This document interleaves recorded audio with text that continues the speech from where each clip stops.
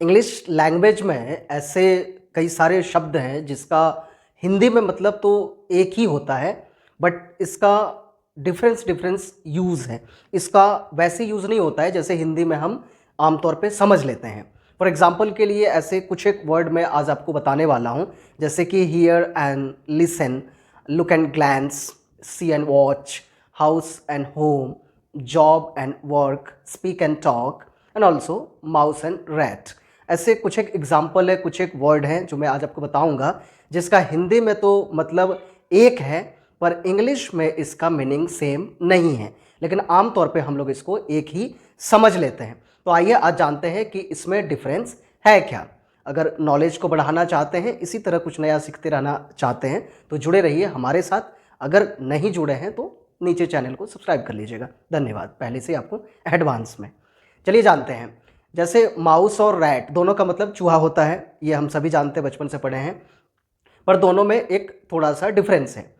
Mouse जो होता है उसकी जो कद काठी होती है, शेप साइज आकार जो होता है वो थोड़ा छोटा होता है और आम तौर पे ये नॉर्मली घरों में पाया जाता है। जबकि जो रैट होता है वो गंदे जगहों पर या सीवर, नाली वगैरह, ड्रेनेज के आसपास में वो मिलता है। तो उसकी साइज काफ़ी बड़ी होती है, मोटा तगड़ा और बड़ा वाला मोटा वाला चूहा आपने देखा होगा कई रेलवे स्टेशन और जंक्शन के आसपास पटरियों पे चलते हुए आपने, काफ़ी मोटा भयंकर वाला बड़ा वाला एकदम जो चलता है, उसे रैट कहा जाता है। और घर में जो छोटा सा हम देखते हैं जिसका साइज नॉर्मल होता है उसे हम माउस कहेंगे। तो आज के बाद आप इसको ज़रूर फॉलो करेंगे और जब भी कहेंगे तो आप इसको बोलेंगे, घर वाला को माउस कहेंगे और बाहर मोटा वाला को आप रैट कहेंगे। एक चीज़ आपने सीख लिया। हाउस एंड होम हम लोग इंग्लिश में लिखते समय दोनों ही वर्ड का यूज़ किया करते हैं, पर और दोनों का ही हिंदी में मतलब होता है घर, पर एग्जैक्टली वैसा नहीं है। हाउस का मतलब होता है एक स्ट्रक्चर, सीमेंट बालू ईंट का बना हुआ एक स्ट्रक्चर, फिजिकली स्ट्रक्चर को हम हाउस कहते हैं, जिसे हिंदी में अगर हम बोले तो मकान कहेंगे। पर जो होम होता है उससे आदमी इमोशनली कनेक्टेड होता है, उसके साथ एक इमोशनल अटैचमेंट होता है, एक जो है भावुक रिश्ता होता है घर के साथ में। यूँ ऐसे केवल दीवार खड़ी कर देने को हम जो है होम नहीं कहते हैं। उसमें एक फैमिली रहती है, हम उसमें रहते हैं और हमारा उसके साथ एक जुड़ाव होता है, कनेक्शन होता है, एक हमारा लगाव होता है।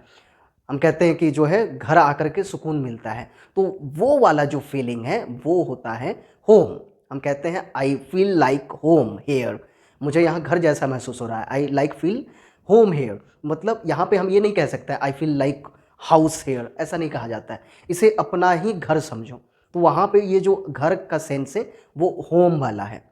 I miss my home so much, तो I can't say that I miss my house so much. मतलब मैं उस स्ट्रक्चर को, उस दीवार को मिस नहीं कर रहा हूँ, वो जो इमोशनल कनेक्शन है मेरा उसके साथ, वो जो फीलिंग है मैं उसको जो है मिस कर रहा हूँ। तो आप समझ गए कि हाउस का मतलब होता है एक फिजिकल स्ट्रक्चर, एक इमारत जो कि कुछ ईंटों को जोड़ करके बनाई गई है, वो हाउस है। वो खाली भी रह सकता है और उसमें कोई रह भी सकता है, लेकिन जो घर होता है, होम होता है, उसके साथ हमारा एक कनेक्शन होता है, एक जुड़ाव होता है। उसी तरह एक और वर्ड है लिसन एंड हियर, दोनों का मतलब ही सुनना होता है। HEAR हियर का मतलब होता है कि कान में कोई भी आवाज़ ऐसे ही पड़ जाना, मतलब मेरा अटेंशन नहीं था उसको सुनने का, मैं कुछ और कर रहा था नॉर्मली, पर कान में आवाज़ पड़ गई और मुझे सुनाई दे गई, तो वो हुआ हियर। और जब हम किसी चीज़ को ध्यान से सुनते हैं, मेरा पूरा जो है दिमाग, हम पहले से इस सोच में रहते हैं कि मुझे ये सुनना है और मेरा ध्यान उस तरफ लगा हुआ है कि मुझे सुनना है, तो वो जब हम सुनते हैं किसी चीज़ को, जैसे आप मुझे अभी सुन रहे हैं, तो इसे कहते हैं लिसन, इसे लिसन कहते हैं। और ऐसे ही कानों में आवाज़ पड़ जाने को हम ईयर कहते हैं। इसी तरह का वर्ड है सी एंड वॉच, शायद आप इसे जानते भी होंगे, थोड़ा और क्लियर कर लीजिए। सी का मतलब और वॉच का मतलब, दोनों का मतलब ही देखना होता है। सी का मतलब होता है नॉर्मली देखना, जैसे हियर का मतलब है नॉर्मली कानों में आवाज़ का पड़ जाना, वैसे सी का मतलब है आँखों के सामने कोई चीज़ आ जाना, बस यूं ही आँखों के सामने आ गया और दिख गया, उसे हम सी कहेंगे। लेकिन जब हम ध्यान से किसी चीज़ को देखेंगे कुछ देर तक, तो उसे हम कहेंगे वॉच। लगातार किसी चीज़ को कुछ क्षण तक, कुछ समय तक देखते रहने को हम वॉच कहते हैं। जैसे आप लोग हिंदी में ट्रांसलेशन भी किए होंगे, सेंटेंस बनाए होंगे, बोलते भी होंगे। टीवी देखने को, स्क्रीन देखने को हम वॉच कहते हैं। क्यों? क्योंकि किसी चीज़ को हम कंटिन्यूअसली देख रहे हैं, कुछ देर तक देख रहे हैं और बड़े ध्यान से देख रहे हैं, इसलिए टीवी देखने को हम वॉच कहते हैं। स्क्रीन, मोबाइल, कंप्यूटर, इसको हम कुछ देर तक बड़े ध्यान से देखते हैं, तो इसे मैं वॉच यूज़ करूँगा। इसका मतलब ये नहीं कि सिर्फ स्क्रीन और टीवी में ही वॉच का यूज़ होगा। मैं नॉर्मली भी दूसरे किसी चीज़ को अगर बड़े ध्यान से देख रहा हूँ तो वहाँ भी मैं वॉच का यूज़ कर सकता हूँ। इसी तरह का वर्ड है एक और जो है जॉब एंड वर्क।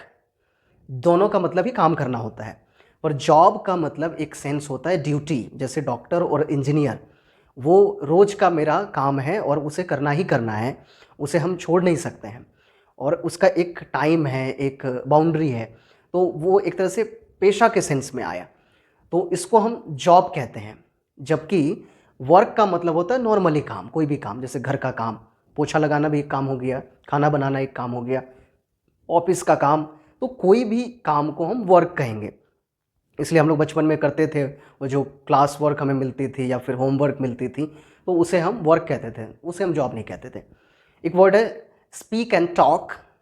दोनों का मतलब ही नॉर्मली बात करना होता है, बट स्पीक का मतलब होता है औपचारिक रूप से बोलना, मतलब किसी पॉइंट पे सोच समझ के बड़ी तैयारी के साथ उसको डिलीवर करना, उसको जो है बताना, लोगों को इन्फॉर्म करना, तो वो हो गया स्पीक। मतलब किसी चीज़ पे हम बड़े रिसर्च करके, बहुत सोच समझ के हम बोल रहे हैं। जैसे नेता स्पीच दे रहा है, तो वहाँ पे वो ही इज़ स्पीकिंग, वो बोल रहा है। और टॉक का मतलब होता है साधारण बातचीत करना, रैंडम किसी भी टॉपिक पे कुछ भी नॉर्मली बोलने को हम टॉक कहते हैं। जैसे दोस्तों के साथ हम बात कर रहे होते हैं, फैमिली मेम्बर्स के साथ नॉर्मली हम लोग बात कर रहे होते हैं, तो वो टॉक है।